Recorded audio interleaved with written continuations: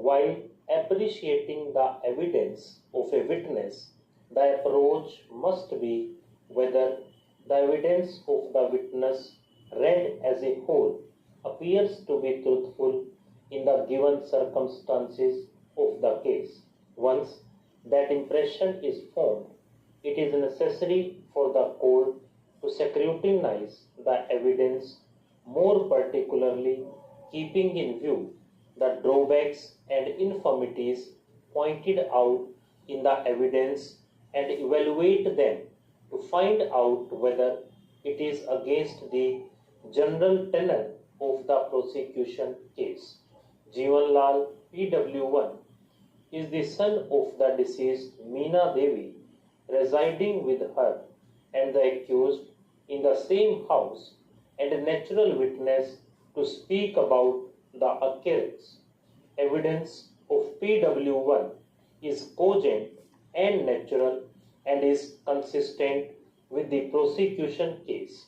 The High Court was not right in doubting the evidence of PW1 on the ground of alleged improvements made by Jeevan Lal and rejecting his evidence on the premise that there were certain improvements. As pointed out by the Sessions Judge, deceased Meena Devi was last seen alive in the company of accused Rajkumar, and the accused did not satisfactorily explain the missing of deceased Meena Devi, and the same is a strong militating circumstance against the accused. Meena Devi, who was residing in the same house with the accused and was last seen alive with the accused, it is for him to explain how the deceased died. The accused has no reasonable explanation as to how the body of Meena Devi was found hanging from the tree. As held in Kashi Ram's case, it is for the accused to explain as to what happened to the deceased.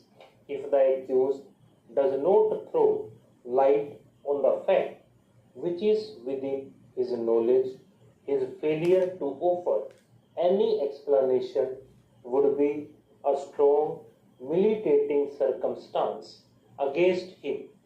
As pointed out earlier in his questioning under section 313 CRPC, the accused simply denied the evidence of incriminating circumstance put to him and pleaded that he is innocent.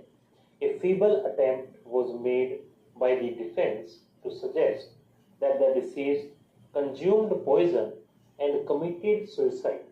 Viscera of deceased Meena Devi was sent, and as per FSL report, no poison was detected in the viscera of the deceased. In our considered view, the trial court rightly rejected the plea suggested by the defense. As pointed out earlier, in a catena of judgments, this court held that when conviction is based on circumstantial evidence, there should not be any gap in the chain of circumstances. The accused is entitled to the benefit of doubt. The circumstances relied upon by the prosecution are proved by cogent and reliable evidence. The circumstances cumulatively taken from a complete chain pointing out that the murder was committed by the accused and none else. In the appeal, the High Court has not properly appreciated the evidence and intrinsic worth of testimony of prosecution witnesses and the formidable circumstances established by the prosecution against the accused. The High Court entertained fanciful doubts and rejected the credible evidence of Jeevan Lal on slender grounds. Stones.